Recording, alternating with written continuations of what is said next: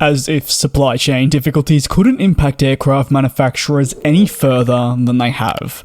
Well, the 737 MAX program has once again been hit heavily with delays that are being now incurred.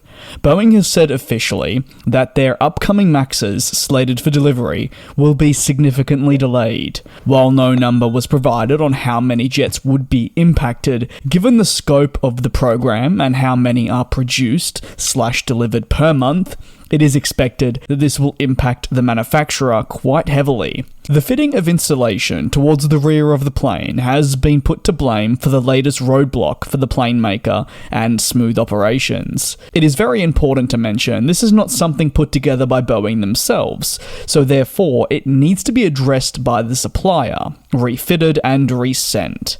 It would ultimately seem, no matter what the program or even manufacturer, the industry continues to throw its curveballs in new ways, and almost always at the wrong possible time. Just as we think it's clear skies ahead, storm clouds emerge. News of this only comes days after Boeing reported their Q1 deliveries, which saw them stride ahead of Airbus thus far. And it's worth mentioning that that was even with already existing delays to programs, such as the 787 and their 767Fs. As mentioned earlier, it's unclear the scope of just how many will be impacted in terms of total numbers, but you can guarantee it will be pretty hefty. In the time since writing this video, there's already been airlines coming out, including that of a major US airline and Boeing customer Southwest, and saying that this will impact them greatly. Boeing is working hard at continuing to revive the MAX program. Being a single-aisle twin-engine jet, no matter all the difficulties it's faced, its place within the industry is present, and since its return, customers have continued to look towards it as a solution for their own needs.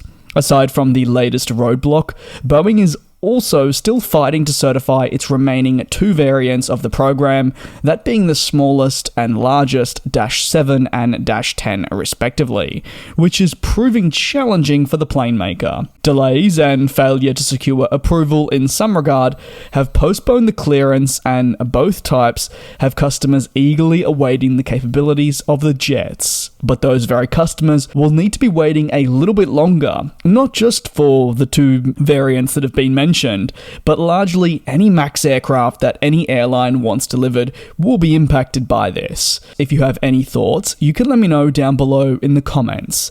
But until the next time, thank you very much for watching, and keep your eyes peeled on the channel. This is a relatively big story out of the American plane maker, so if there are any sizable updates, I will be sure to cover them either here on the channel or over across on djsaviation.net, the official website where articles are written that don't get their own videos. Thanks, and I'll see you next time.